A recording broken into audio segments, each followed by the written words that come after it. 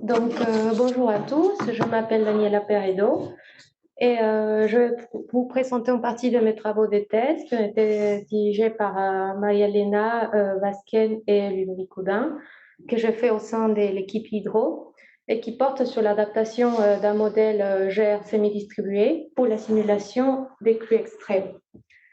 Donc un peu de contexte, la France est soumise à des risques importants d'inondation lesquels en grande partie sont occasionnés par des crues, et notamment des crues rapides, comme on peut certains garder les souvenirs de la tempête Alex qui a eu lieu l'automne dernier et qui a causé beaucoup de dégâts. Alors, ces crues rapides sont des phénomènes récurrents en région méditerranéenne, étant donné que la mer est très chaude après l'été, et ce qui est propice pour la génération des masses d'air chauds et humides qui vont se déplacer vers les continents et qui vont originer des pluies convectives très intenses et très localisées, ce qui génère des hétérogénéités au sein d'un bassin versant. Pour transformer ces pluies en débit, on utilise des modèles hydrologiques. Donc, moi, dans ma thèse, j'utilisais le modèle GRZ que je vous présente ici. Ce modèle est basé sur le modèle global GR5, donc à 5 paramètres, illustrés en vert sur la figure. Et pour pouvoir prendre en compte la semi-distribution, on peut utiliser des sous-bassins jaugés au sein d'un bassin versant. Et pour prendre en compte la distribution spatiale de la pluie, on peut le faire à travers des mailles, c'est-à-dire des exutoires non jaugés, dont la taille va être définie par l'utilisation du modèle. Alors, le calage du modèle est fait de manière séquentielle, c'est-à-dire on va d'abord le caler sur les bassins jaugés les plus en amont, et on va avoir le même jeu de paramètres dans les mailles internes de chaque sous-bassin. On va ensuite passer au bassin en aval et on va caler les mailles intermédiaires. Et pour communiquer les débits simulés entre les exutoires des bassins jaugés ou non jaugés, on va utiliser une fonction de lag, laquelle ajoute le sixième paramètre à caler du modèle, la célérité. Donc, on passe maintenant un peu à la description de la zone d'étude. Il s'agit bien évidemment d'un bassin d'une zone méditerranéenne, le bassin versant de l'Aude à Moussan. Il s'agit d'un bassin versant de 4800 km² environ. Et pour mes travaux, j'ai choisi de faire un maillage de 50 km². Et les 31 exutoires jaugés avec des données dont je disposais, on était séparés en deux. Ces exutoires d'écalage qui ont défini les zones du bassin qui partageront les mêmes jeux de paramètres. Ici, chaque zone est colorée d'une couleur différente. Et les restants 15 exutoires, je les ai utilisés pour faire une validation plutôt spatiale. La période d'étude est comprise entre octobre 2008 et octobre 2018, mais je me suis aussi intéressée à l'analyse, en analyse plus événementielle, à partir des 4 événements de crues majeurs au sein du bassin, lesquels ont déclenché des vigilances soit orange, soit rouge. Donc, on va regarder les premiers résultats avec les modèles GRZ. Ici, je vous montre les débits, les hydrogrammes des débits simulés avec le modèle GRZ pour un événement en hiver. Et on peut observer que mes simulations collent assez bien aux observations. Cependant, quand je commençais à regarder ce qui s'est passé au niveau des événements automnales, je me suis aperçue que mon modèle avait des difficultés à reproduire les débits des crues. Et donc, pour faire face à ces difficultés, j'ai travaillé sur une adaptation de mon modèle hydrologique et je vais vous la présenter. Je me suis intéressée notamment au rendement, à la fonction du rendement. Celle-ci le rendement du modèle se trouve dans la fonction de production. Elle est calculée à partir d'une relation quadratique, comme vous pouvez voir sur la courbe bleue. Et pour vous expliquer comment ces rendements fonctionnent, en gros, il va partager l'eau qui arrive dans le modèle entre le réservoir de production et le reste du modèle. Donc, par exemple, admettons que j'ai un bassin en conditions humides suite à une longue période de pluie. Ceci est traduit par le modèle par un réservoir de production plein. Si j'ai une pluie susceptible de générer des crues qui arrivent sur les bassins, la plupart des circuits ira alimenter le reste du modèle et une petite partie va alimenter mon réservoir de production. Et donc, je me trouve plutôt sur la partie haute de ma courbe du rendement, comme vous pouvez voir avec les points rouges. Si j'ai un bassin plutôt sec après une longue période estivale et j'ai la même pluie qui génère des crues, le modèle va représenter cette situation par un réservoir de production plutôt vide.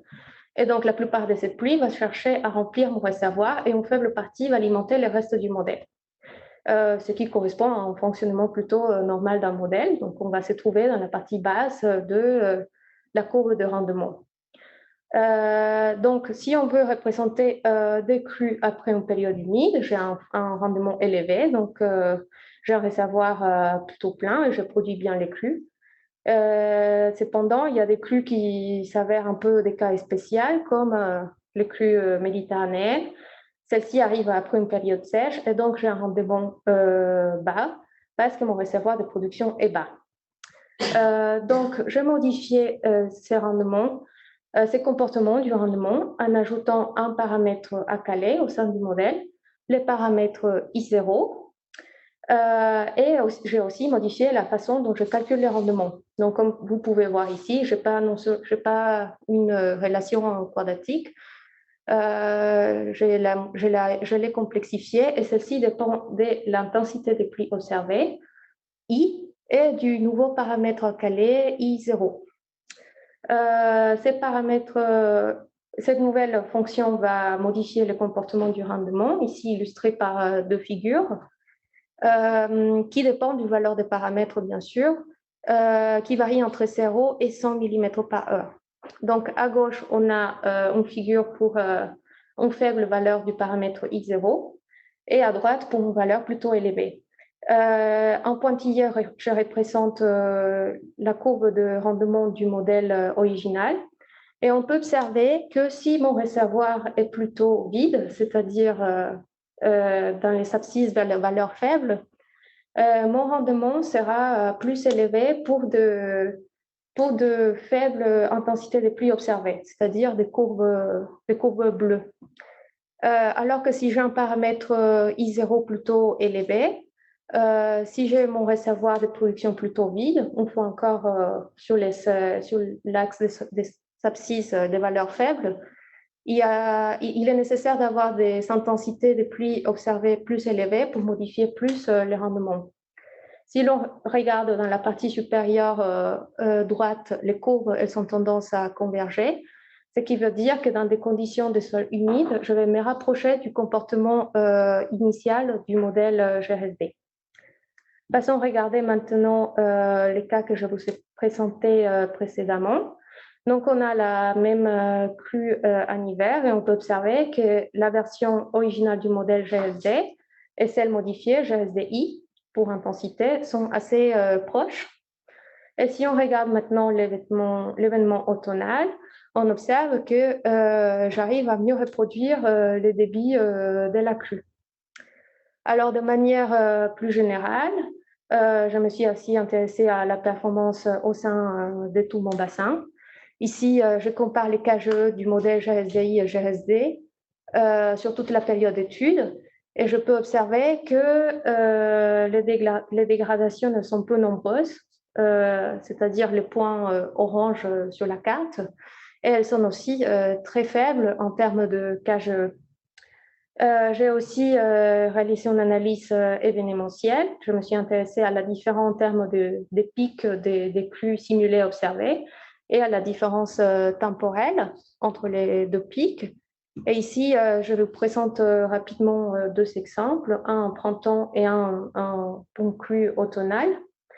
Ce qu'il faut garder en tête, c'est que si les modèles GSDI performent mieux que GSD, on a des points dans les zones bleues. S'il est moins bon, il est dans des zones roses. On peut observer que pour l'événement des printemps, les points se trouvent très proches des listes bisectrices, ce qui indique que la performance des modèles est très proche.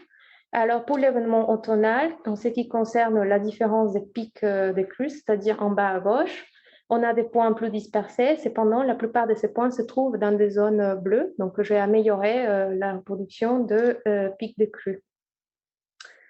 Et donc, pour conclure, ces travaux m'ont permis d'intégrer une condition de génération de ruissellement différente dans mon modèle, c'est-à-dire du ruissellement dans les conditions du sol sec, sachant que de base, les modèles GR sont des modèles à excès de saturation, ce qui m'a permis d'identifier des améliorations sur les crues rapides sans pour autant dégrader la performance générale. Et j'ai pu identifier cette qualité comme une polyvalence du modèle parce qu'il est capable de reproduire différents types de crues maintenant. Ces travaux ont aussi ouvert des perspectives, comme l'évaluation du modèle GSDI sur un plus large échantillon d'événements et de bassins versants, et surtout son utilisation dans un cadre de prévision des crues, et pourquoi pas aller jusqu'à la simulation des emprises d'inondation, qu'est-ce qui a été fait aussi dans le cadre de ma thèse et du projet PIX, que je me suis servi du modèle GSDI pour faire des prévisions d'ensemble à courte échéance. Et je pense que c'est tout. Merci. Bravo.